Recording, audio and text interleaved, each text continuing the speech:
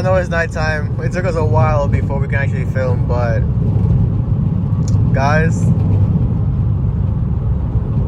I know it's nighttime. It took us a while before we can film, but let me tell you, guys, if you have the Lancer or any car, well, I don't know, specifically the Lancer, switch your end links to at least the Moog end links. The car handles better. The steering input is so much better, and this 350Z is in front of me going 40 miles an hour when it should be going faster. So yeah, the steering input is way better, and the car feels normal. It feels good. So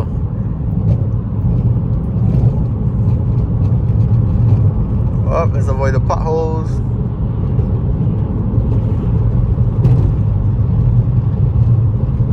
But yeah, honestly, the car feels way better, handles better, and honestly, you guys already saw, like, the quality is, it looks good, it looks better, it's thicker, it looks like it's stronger. So let's see how they hold up. Let's see how they hold up here, and, like, you know, let's see how they hold up with the miles and everything. So hopefully it should stay good. They should be good.